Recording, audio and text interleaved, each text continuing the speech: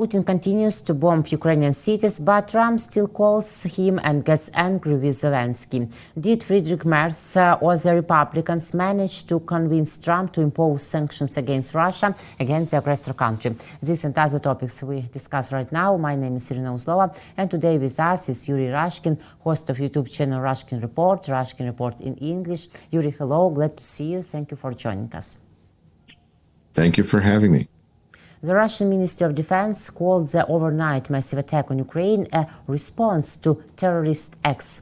Due to Moscow's actions, 3 Ukrainians were killed and dozens injured, according to the Ministry of Defense of the Russian Federation. The Russian ministry states that the strike was carried out with long-range weapons of air, sea and land-based deployment, as well as strike unnamed aerial vehicles. The Russian Federation claims that the alleged targets were military objects, but we see that this is only a house of people, of Ukrainians, without no military targets even around these houses. Kit Kellogg's daughter said to father that loud night in Kiev date are dead. I get the feeling Russians don't want peace. But I don't think either Kellogg or Trump fully understand this, that Russia don't want peace. And how do they not understand that Putin continues to kill us simply because he wants to? That these are not revenge attacks, but simply an escalation of the war. Because Donald Trump doesn't want to see this. He is in control of his own reality. And when the first time he seems to have been notified of anything is when Putin tells him that there was an attack on Russia. That's the first time that he spoke about it. And then Trump refers to it as, I guess there's been some fighting going on both sides, which reminds us of the march in Charlottesville in 2018 when he said that there were good people on both sides. His ability to morally equalize different, very unequal sides immediately and quickly and immediately is stunning. But here it's pretty obvious that Vladimir Putin, in his desire to exact revenge on Ukrainians who really put him in the position that he wants to be everybody else in, which is uncertainty. Uncertainty is what's important for Donald Trump. Hey, not sure what's going to be happening, come back in 2 weeks, and uncertainty is good for Putin. But at this point, all of a sudden, uncertainty is the currency that Ukraine has in large amounts, because nobody can be certain when there could be a truck that pulls up to any installation anywhere in Russia, and there's a lot of space in Russia. That's the biggest space to guard outside of outer space, I suppose, the biggest country in the world that would be difficult to guard. So it creates a lot of uncertainty, which is an important feature here. And therefore, all of a sudden, Ukraine is in a very strong position and certainly doesn't look like a country that's just needing to get, punishment, like a runaway slave or somebody, a servant who went against their master and therefore needs to be punished. Ukraine is not acting this way, but it's very clear that Donald Trump is able to see things this way because he understands punishment and revenge. So I think it's important, the clarity, that when we get the clarity out of this exchange with Donald Trump, with what's going on right now, because Vladimir Putin is attacking apartment buildings, like you said, while Ukraine is attacking military installations, Putin is attacking apartment buildings that are not moving, that are not running, and that really have just people hiding in there, and they're being terrorized. And these latest attacks were able to kill 4 people and injure 50, 60 people. That's the achievement. If we're looking at this as a terrorist attack, It's, it's horrible. It's a crime. If we look at this as a response for attack that changed the world of warfare, which is what Ukraine has done at least once with a drone attack, and possibly with a third at the latest attack on the Crimea bridge. But at this point, definitely with drones, the response from Putin has been underwhelming. And it doesn't mean that he won't try again or that he doesn't have goals that he wants to meet. But at this point, it's important to, I feel, acknowledge that this is something that Donald Trump understands as well. Putin is not ready to stop. Putin will want to conquer Ukraine.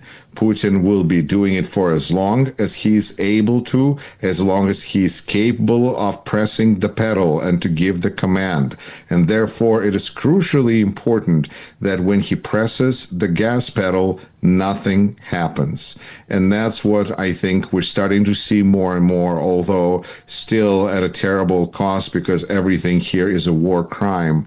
But when we look at the achievement that Ukraine has accomplished, Putin continues to look weak, and somebody who lost his strategic, any sort of parity that there may have been, because now, we just don't know that he's got any planes because that are needed for his delivery of nuclear devices, because those are not being manufactured anymore by Russia, unless he can get, I don't know, from maybe Qatar, because they seem to have a bunch of planes to give away. So maybe that's where he can get some, a hook in there.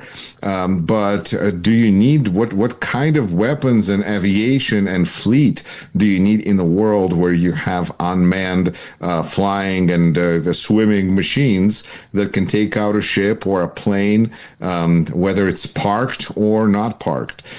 So I think that we're seeing some really big changes, and the fact that Donald Trump chooses to be quiet about it or chooses to not acknowledge it doesn't mean that the rest of the world isn't talking about it. And we can see that Trump becomes an accomplice to Putin's war crime if he supports him. That would not necessarily be the first time where Donald Trump has found himself in this position, probably this week. Because when we look at the damage that Doge and the cuts that were initiated and supported by this administration have caused, and a number of people all over the world that have already perished because of destruction of USAID and other forms of American help, where we see the world's richest man attacking the world's poorest people and taking away their means of existence to increase his own power. And we saw how futile that is. That's not a person who cares about being a part of a crime or being, after all, he's already been found guilty of crime, 34 times? So, and that's where consequences are so important. When there are no consequences, then the criminal doesn't say, wow, I really got lucky, I shouldn't do this again. Seems to be like they think the other way around, where they think that they got away once or twice or 34 times. Why stop now? So I think in this situation, not to mention that building good relations with Vladimir Putin has always been a priority for Donald Trump. So for him, if Putin is doing something, then it's got to be a good thing, because Donald Trump thinks that Vladimir Putin is a good guy. So whatever Putin does is a good thing. This is just being part of the gang, I guess.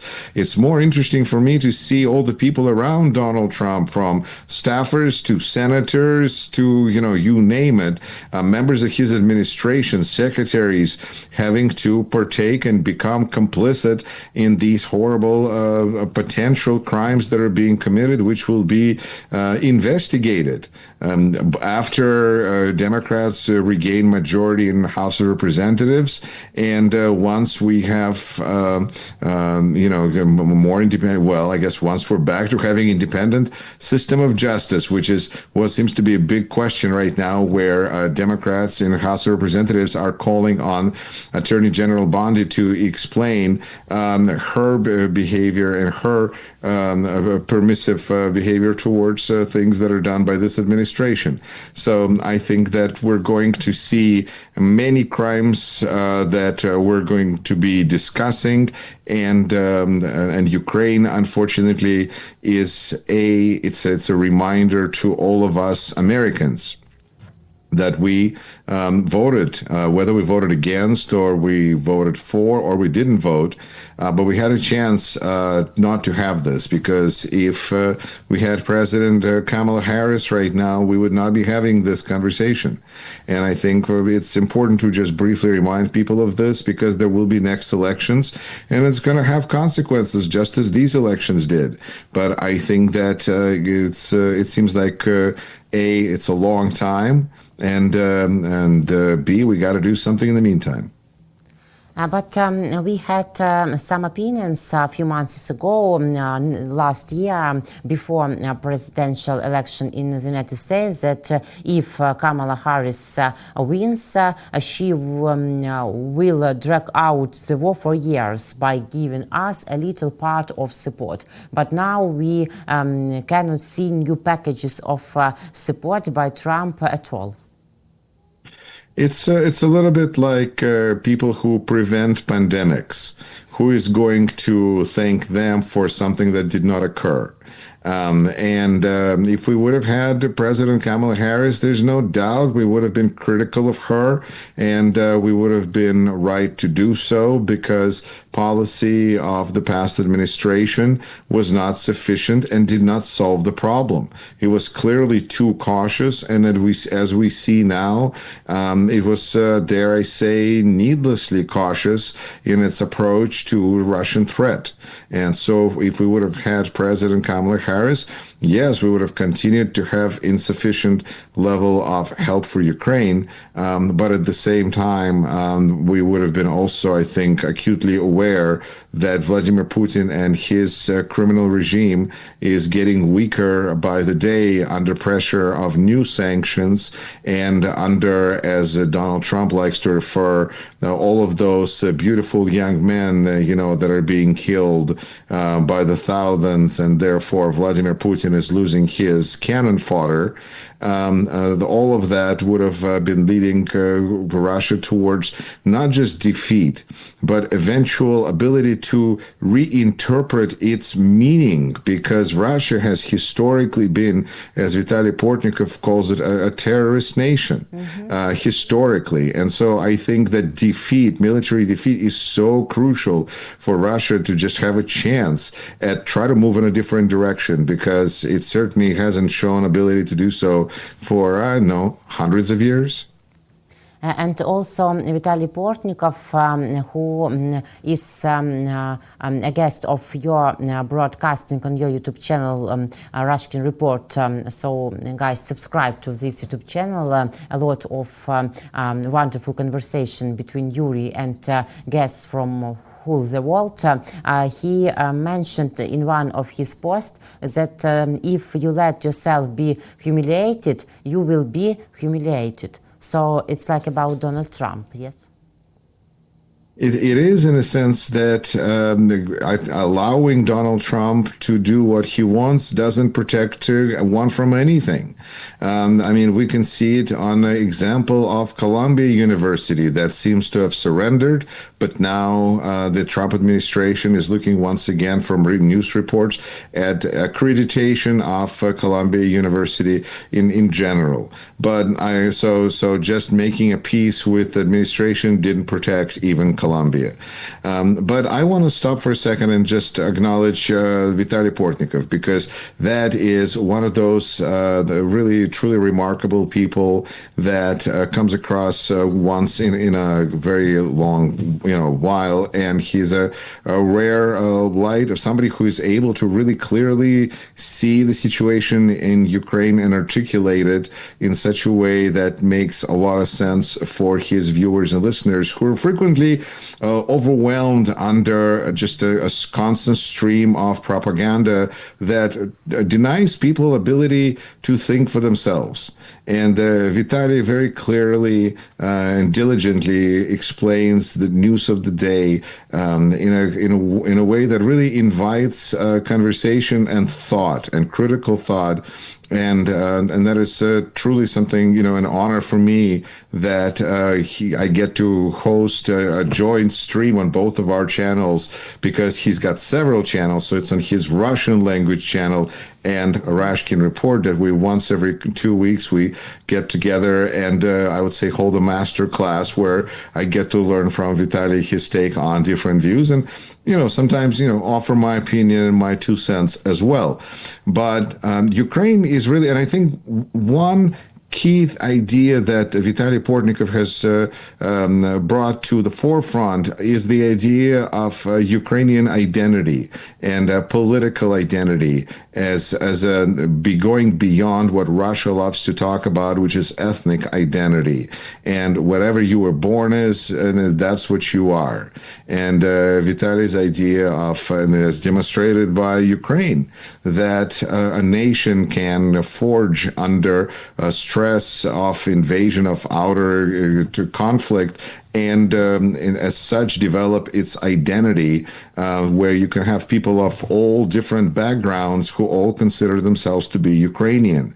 And I think that's a really important feature of today's world and set of priorities in today's world. And that's one of the many ideas that I feel Vitaly Portnikov brings to this important conversation. And we are not humiliated. We are strong, confident, and we can destroy Russian important war targets. For example, we, and you has already mentioned about Operation Spider Web, and now we see that only 7 Russian bombers take part in attack on Ukraine after this Operation Spider Web, and we had a lot of strong comments about it by our Western allies. I should notice that Ukraine destroyed 34% of Russia's strategic aviation, and Reuters writes that it will take Russia years to recover these losses. To what extent did the special operation Spider Web show the weakness and worthlessness of the Putin regime, and how it really assessed in the United States? How does Trump assess it? Because we read and see different assessments about this. Somebody can say that he said it was very cool, and others says that he was angry. I was puzzled by that myself for a second, and so having reviewed both articles, that one of which mentions that he was impressed and the other one that he was more concerned, you do kind of get the picture that this just kind of comes in stages. That first reaction of Donald Trump when he sees somebody showing strength, brute strength, he's impressed. That's just something that is appealing to him, and the fact that Ukraine pulled off such a stunning military operation is, of course, impressive to him on some kind of like a reptilian level. But then after that, he thinks about the fact that all of this is prolonging the so-called, passage to World War III, which in his mind is what Ukraine is doing, fighting Russia instead of just surrendering to it, laying down and dying. And therefore, all of this is protracting the war, and that's, of course, is bad. And clearly, Putin is not going to be happy about this. And then this is just classic. Trump has to prove that he knew nothing about it, because then Putin can hold him responsible that he didn't tell him. And of course, clearly, Ukraine didn't let Trump know, but maybe it would be more useful to say that, of course, we let, Ukraine can say that they notified the White House with plenty of notice for them to relay the information to anybody who they consider relevant to this. And they didn't. So it's really all on the White House that they knew everything but didn't report to Kremlin in time. Ooh, not good. But at the same time, it's there's possibilities of making jokes about this. Doesn't change the fact that we have a very friendly administration in the White House, very friendly to Russia. Unfortunately, of all things, being friendly to, being Russia is, being friendly to like deadly spiders and being friendly to really horrible things. But we see that our Ukrainian forces are the best way to stop Putin, even if Donald Trump will withdraw from negotiation process. Yes, I think that's always been the case, and I think Europe is recognizing this now, and it's important to see that Europe is starting to send messages that they are able to sustain and to support Ukraine with or without you, as was said in a great song by a great singer. So I think that this is another big loss for Donald Trump, because he was of the impression that he can buy and sell Ukraine however he feels inclined to, and so he decided to rob it on the way back to Russia by trying to pick through Ukrainian pockets and get all the rare earth minerals that he so desperately needs that it looks like China won't give him. But in the end, he is just going to turn it over to Putin. So these, whatever negotiations or any attempts at make peace, Donald Trump is showing himself as an unreliable partner who shifted from being from a country that was being leader of the free world to a country that appears to be practically another part of Russian Empire.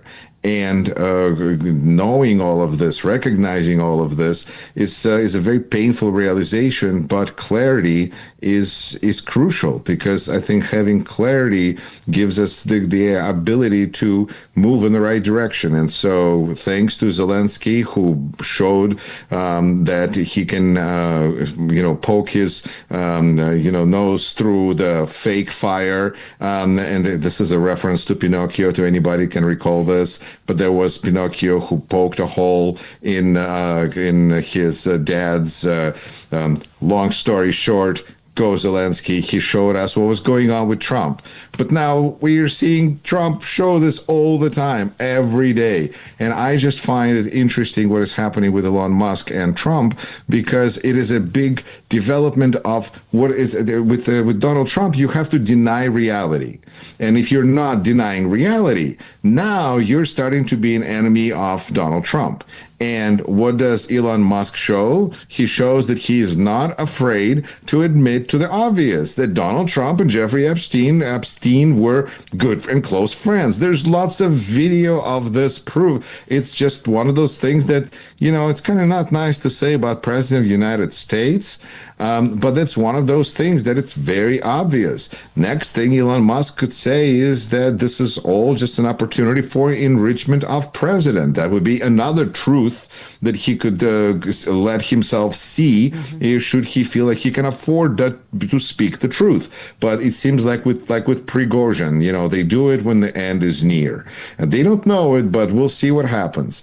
And of course, the ultimate truth that Elon Musk could say to Donald Trump is that, hello, excuse me, are you working for Kremlin, or are you just in love with Kremlin? Could you clarify? Because it sure doesn't look like you're working for the American people. That would be saying the most obvious thing. But until then, Elon Musk kind of has to work up his bravery and courage to being able to announce those kinds of 2 + 2 = 4 kind of truisms. Yes, but we think that this Trump-Musk scandal can really have a big internal and external risks for the United States of America and for Trump personally. Absolutely, because a big part of Trump's base also loves Musk. And so now we're seeing how sad they are about parents divorcing. And particularly, it's interesting to see the congressmen and how they're sad about their parents. I call this the conflict between the wallet and the keys, because Republican congressmen, they need the Musk wallet, but they also need Papa Trump's keys to get into the house. And so which do they go? They would like to have both. And so those kinds of challenges is what we get when we have these heroes that we put on, make monuments and, out of them and worship them, and then they get into a fight. And which was predictable. It was so predictable that it seems kind of weird that the only person who didn't seem to know it is like the richest guy on earth. he's the only one who didn't realize that they were going to have a falling out and that President of the United States is going to have more power than, I don't know, a billionaire? Because this president of the United States doesn't really care what he has to do if he decides to hurt somebody.